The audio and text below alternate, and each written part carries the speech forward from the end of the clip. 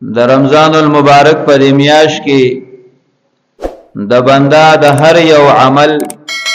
قدر او قیمت سیوا شي او په دغه رمضان المبارک کې الله رب العالمین داسې خاص اعمال د بنده په ذمہ باندې مقرر کړی دي چې دا بنده دغه اعمال سر ته رسي نو دغه اعمالو د وجه د تبلا اجر او ثواب ملاويږي د رمضان المبارک په دغه میاشت کې چې څنګه الله رب العالمین روزه فرض کړی دا نو په دغه میاشت کې تراویح دا مسنون عمل ګرځیدلې دی جناب نبی کریم علیه الصلاۃ والسلام مبارک د رمضان المبارک په آمد باندې صحابه کرامو ته خوشخبری ورکولا نو جناب نبی کریم علیه الصلاۃ والسلام مبارک دام فرمایلیو ان الله فرض علیکم صیامه چې یقینا الله رب العالمین د رمضان روزه په تاسو باندې فرض کړی دا او په دغه رمضان المبارک کې قیام د رمضان چې ورته تراویح ویل کیږي دا تاسو د پاره مسنون ګرځولې شوی دی او جناب نبی کریم علیه الصلاۃ والسلام مبارک دغه تراویح د سنیت نسبت خپل ځان ته کړی دی چې دا تراویح ما تاسو د پاره مسنون ګرځولې دي نو د تراویح د عمل دا پر رمضان المبارک په دغه میاشت کې او د دین علاوه په نورو میاشتو کې نه نو دا یاد ساته چې تراویح دا سنت مؤکده دي دا د نارینه په ذمہ باندې دي او د زنانه په ذمہ باندې دي او جناب نبی کریم علیه الصلاۃ والسلام مبارک په خپل قول او په خپل عمل سره د تراویح حیثیت ما او ته بیان کړی دی ابو هريره رضی الله تعالی عنہ فرمای کان رسول الله صلی الله علیه وسلم یرغب فی قیام رمضان نبی کریم علیہ الصلات والسلام مبارک با د قیام رمضان یعنی د تراویح په بارک ترغیب ورکو البته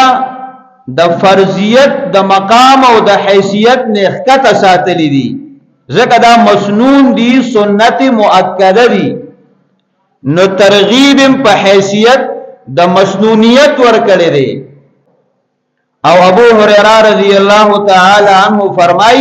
چې جناب نبی کریم علیه الصلاۃ والسلام مبارک په دې سره فرمایل من قام رمضان ایمانا واحتسابا غفر له ما تقدم من ذنبه سوچ د رمضان المبارک په دغه میاشت کې قیام رمضان کی تراویح کی په اهتمام سره د ایمان په حالت کې او د ثواب په نیت باندې لګیا دی جناب نبی کریم علیه الصلاۃ والسلام مبارک فرمای غفر له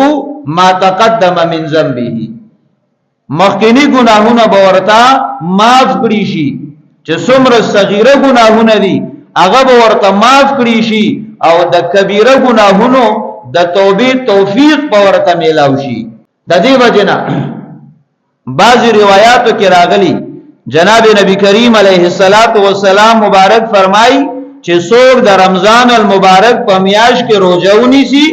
او په دغه رمضان المبارک کې قیام رمضان یعنی د تراویح اهتمام وکي نو د دې مثال داسې دی لکه چې دغه ساعت پیدا شوی دی په داسې حالت باندې دی د ګنا نه مکمل پاک دی دغه وجه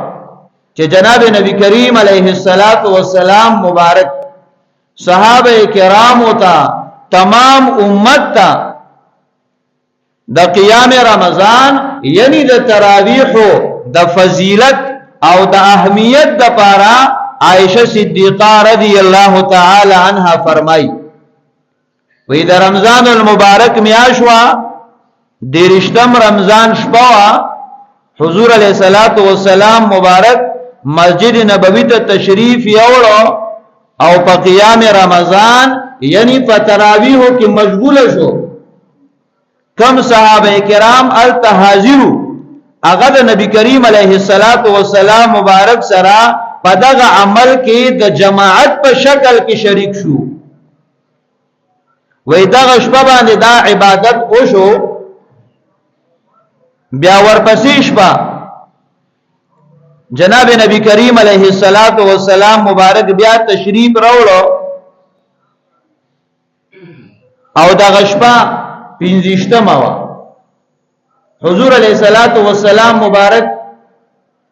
بیا صحابه کرامو ته دغه عمل با جماعت ادا کړ خدای لومبنه شپه نه د صحابه کرامو تعداد زیات شوه دي او بیا پدریم شپه باندې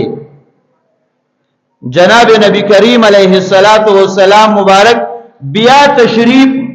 راوړو صحابه کرام بیا دومره کثیر تعداد کې راغلي دي چې دا مسجد نشو ځای کولای دومره زیاتو دغه عمل ادایګي وشوا وسلورم شپه باندې صحابه کرام بیا په انتظار باندې دي جناب نبی کریم علیه الصلاۃ والسلام مبارک په تشریف راوړي او بیا با جماعت دغه قیام رمضان یعنی تراویح په ادا کو د صحابه کرامو انتظار او دا غوی شوق نو دا صحابه کرام په مسجد نبوی کې د جناب نبی کریم علیه الصلاۃ والسلام مبارک د حجره په خوا کې لګیا دي څوک ته تکبیر आवाज په تیز زبان دی وای بعضوی الصلاة بعض صحابه کرام لګیا دي مړې تازه کوي د دې د پاره چې حضور علیه الصلاۃ والسلام مبارک تشریف راوړي او دا قیام رمضان والا عمل بیا مونږ ادا کو حضور علیه الصلاۃ والسلام مبارک تشریف را نوړو بیا صحابه کرامو ته فرمایل ساسو دا حاضری او ساسو دا شوق دی زما سره دا غم پیدا کړ چې اسنا چې دا تراویح په دې امت باندې فرض وګرځي نو تاسو په دې راتګ باندې زه خبردار وم خو زه په خپل قصد او اراده سره بهر راونه وتم زما سره دغه یروا نو ګوره د حضور علیه الصلاۃ والسلام مبارک عمل د صحابه کرامو شوق او عمل بلکې د صحابه کرامو په تراویح کې شرکت سره شوق او بیا د غوی قیام طویل قیام کول کله د شپې درې حصہ کا نړمبه حصہ پورا قیام کول کله بتا سی وشو چې دوی سی قیام بو او کله صحابه کرام فرمای چې په تراویح کې به زمون تلاوت د قران او د قیام دومره وګد شو چې موږ سره به یره پیدا شو چې زمنګ نه پېشمنه فوت کیږي اوس پر سبا ټیم داخل شي او زمنګ نه به د پېشمنی هغه ټیم فوت شي نو حاضرې دلم په شوق باندې عمل هم داسې لګن او داسې مجاهده سره کو ولی دا د تراویح هغه فضیلت ته د تراویح اهمیت ته د دې وجنه حضور علیہ الصلوۃ والسلام مبارک دوامن ہمیشہ تراویح با جماعت نه ادا کول داغي وجه داوا چې دا فرضیت یره پیدا شو خو صحابه کرامو دا عمل نه پرېږي د حضور علیہ الصلوۃ والسلام مبارک په زندګۍ کې نبی کریم علیہ الصلوۃ والسلام مبارک مسجد نبوی باندې تشریف وړو داسي اوړېدل نو صحابه کرام ولیدل چې دوی د شپې په عمل کې په عبادت کې مشغول دي نو تاسو وکړو چې دا سکی حضور علیہ الصلوۃ والسلام مبارک ته جواب میلاو شو چې حضرت دا صحابه کرام دي دا قیام رمضان ادا کوي چاته قران کریم نه یاد چاته ډیر یاد دی چاله چې ډیر یاد دی هغه امام کړی دی او سو ملګری ورپسې شاته ولاړ دی نه یو ګروپ یو طرف ته ولاړ دی بل سایډ ته بل ګروپ ولاړ دی بل سایډ ته بل ګروپ ولاړ دی نو چاله چې قران ډیر یادو انور مرګري ورپسې شاته ولاړ دی وی جناب نبی کریم علیه الصلاۃ والسلام مبارک فرمایل ډیر خپل عمل شروع کړي دي ډیر خپل طریقې اختیار کړي دا نو دغه وجوا جناب نبی کریم علیه الصلاۃ والسلام مبارک چې کله وفات شو د ابوبکر صدیق رضی الله عنه د خلافت په زمانہ کې انتهایی فتنه مخه تراله یو خو زمانہ د خلافت لګوا دو پیری پکې رمضان المبارک راغلي دي او بل فتنه زیاتې وي د ابوبکر صدیق رضی الله عنه دی عمل طرف ته ډېر توجه نه راغلي بس د عام معمول د جناب نبی کریم علیه الصلاۃ والسلام مبارک د زمانی نه را روان دي بس حق شانته څوک ځان لکې او څوک ورکوټي جماعت سره ادا کوي د عمر فاروق رضی الله عنه زمانہ چراله عمر فاروق رضی الله عنه د رمضان المبارک په دغه میاش کې په مسجد نبوي باندې تشریف وړو تیرې ده نو وی کته هغه صحابه کرام په هغه مخکینی معمول سره لګیا دي ورکوټي جماعتونه دي او تراویح ادا کوي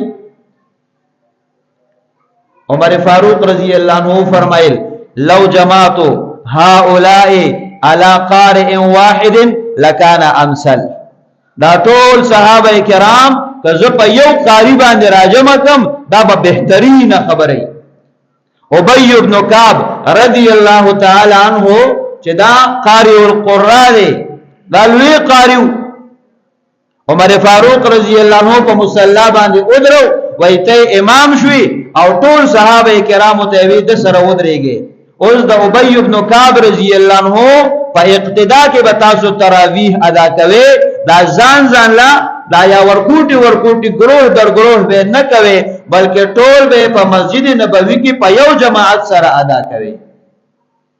هغه معمول د عمر فاروق رضی الله عنه د زمانه نه چې هغه زنه ابتدا وشوه تر اوسه پورې روان دی او هغه طریقې کار سره مسلمانان د تراویح د ادایګۍ اهتمام کوي